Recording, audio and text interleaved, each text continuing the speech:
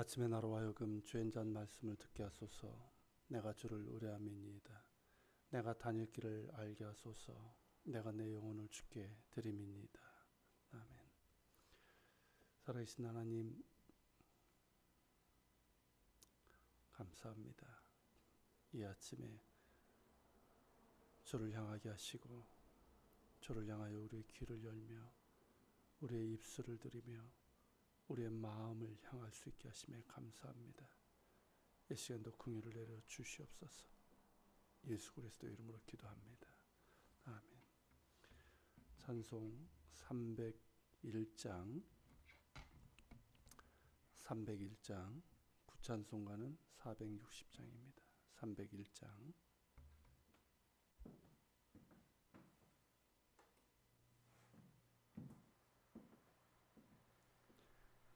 301장 지금까지 지내온 것 주의 크신 은혜라. 아니 없는 주의 사랑 어찌 이루 말하랴.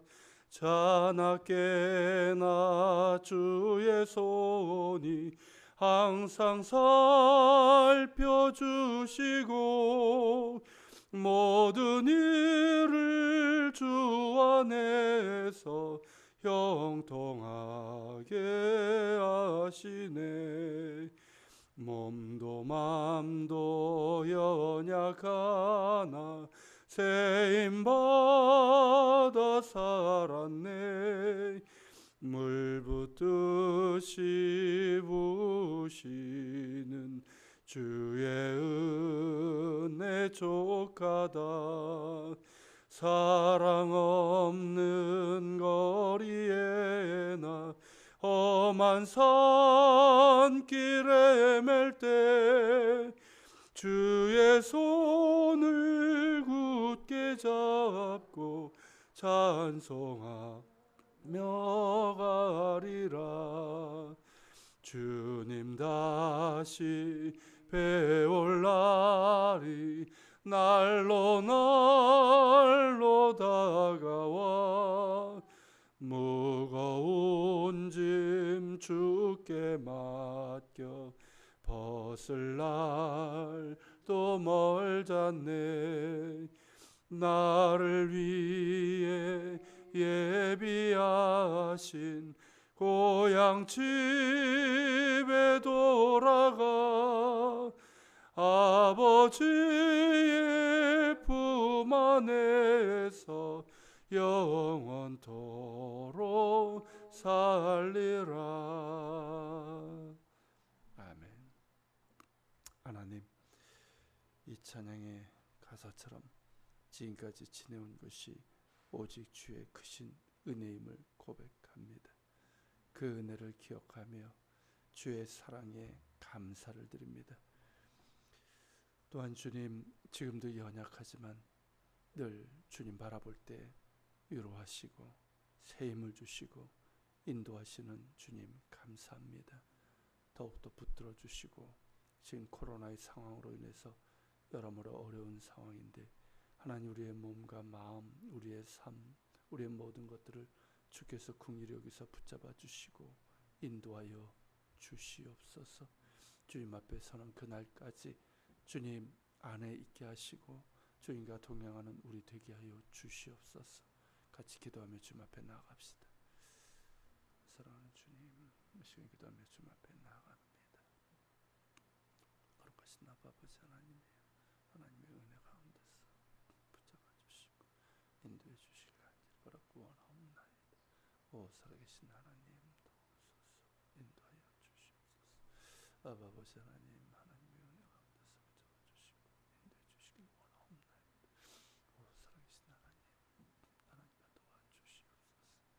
오 거룩하신 아버지 하나님, 하나님의 은혜 가운데서 붙잡으시기 원하옵나이다. 지금까지 살아오시 주의 은혜입니다. 하나님, 특별히 고맙게 김사님 역사를 기억해 주시고 아버지는 그를 강건케 하시며 그리고 하나님 우리가 돌이키고 아버지여 긍휼히 여기사 붙잡아 주시고 지켜주시길 원하나이다.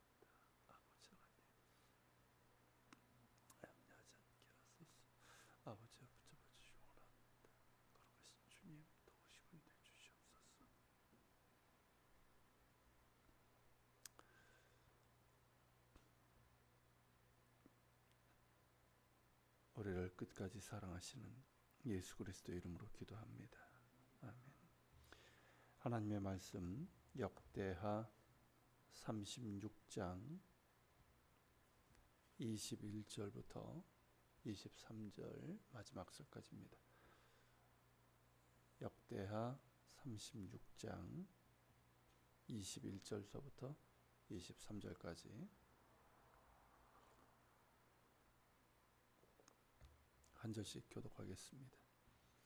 이에 토지가 황폐하여 땅이 안식년을 누림같이 안식하여 70년을 지냈으니 여호와께서 예레미야의 입으로 하신 말씀이 이루어졌더라.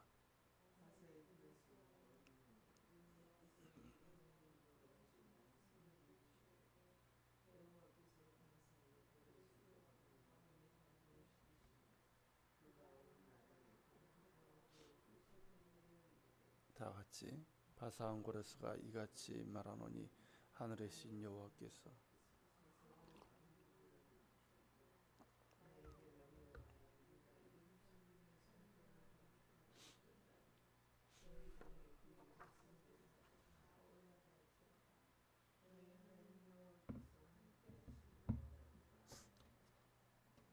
아멘.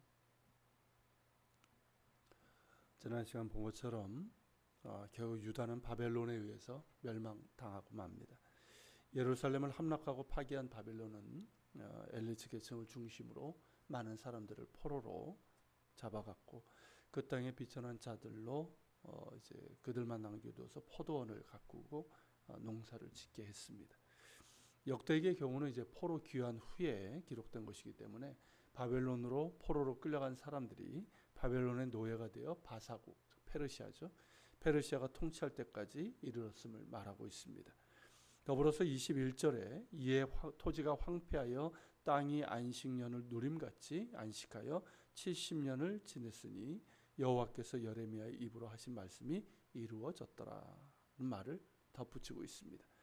여기서 확인할 수 있는 것은 먼저 토지 안식년입니다. 예레미야 레위기 26장에 보면 땅의 안식년에 대한 규정이 나오는데 이것이 지켜졌던 때는 이스라엘의 초기 그리고 다윗 솔로몬 때였을 정도였던 것으로 그렇게 보고 있습니다. 즉 매우 오랫동안 지켜지지 않았던 것이죠. 그런데 바벨론에 의해서 유다가 멸망하고 많은 이들이 포로로 끌려간 70년 동안 그 땅이 비로소 안식년을 취하게 되었다는 것이죠.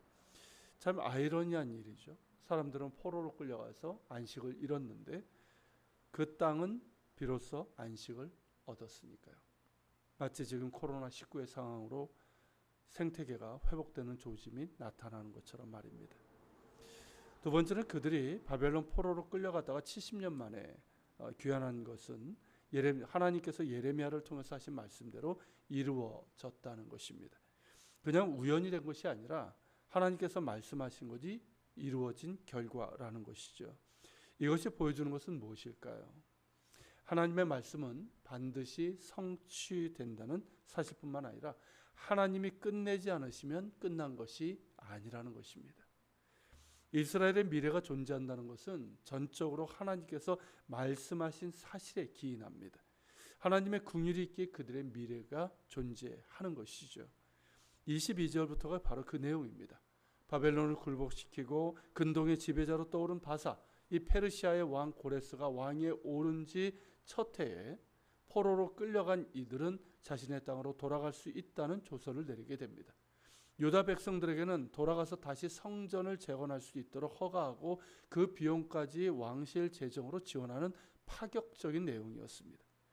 23절에 보면 하나님께서 친히 고레스에게 명령하신 것으로 나옵니다.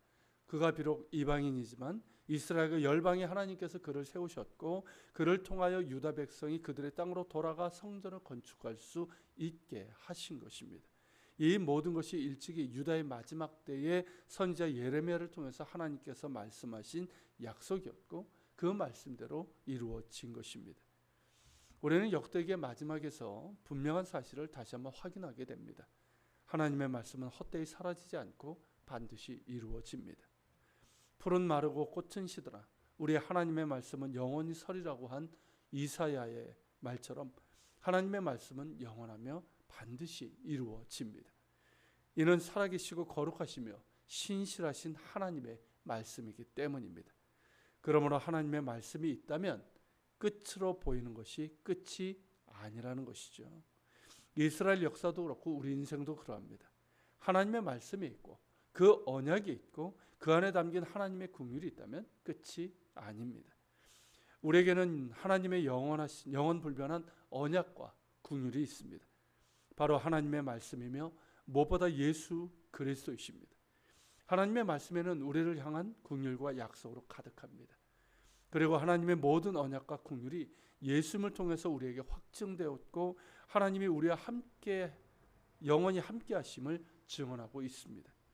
그러기에 우리는 하나님의 말씀을 사랑하며 가까이 해야 합니다.